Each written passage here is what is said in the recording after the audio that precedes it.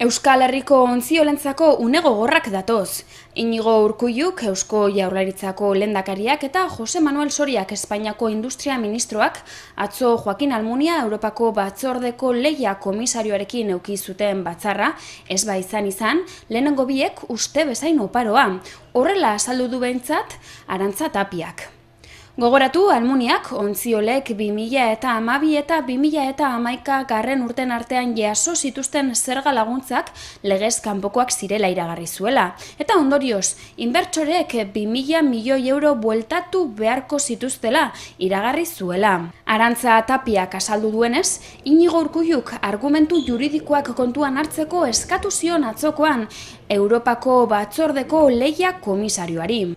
Gure ustetan nahiko argumentu daude eta badakigu Almuniaren mahai gainean daudela nahiko argumentu juridiko, une honetan diru laguntzak eskatzeko benetan espedientea hastean dan unetikan, 2011 unetikan eta ez 2005-etik. Beraz, hor badago nahiko argumentu erabateko edo besteko erabaki hartzeko eta hori eskatzen dugu. Azter dezatela erarik egokienean gure industria mantentzeko. Espainiako gobernuko presidente Mariano Rajoyri berriz inplikazioa eskatu zion. Rajoy presidenteari da Durao Barrosorekin hitz egitea eta aldun guztia egitea, ze oraindik egun batzu bat daude eta argumentu juridikoak egonikan industriaren aldeko apostua sendoa izanikan benetan badago zer egina oraindik eta pentsatzen dugu egin beharra dagoela. Bere aldetik, Almuniak lasaitasuna izateko eskatu die langileei. Donostian udako ikastaro batean izan da gaur Europako Batasuneko Lehia komisarioa eta sindikatuetako ordezkariekin bildu da. Esan bezala langileei lasaitasuna eskatu die, bere esanetan sektorea ez dagoelako arriskuan.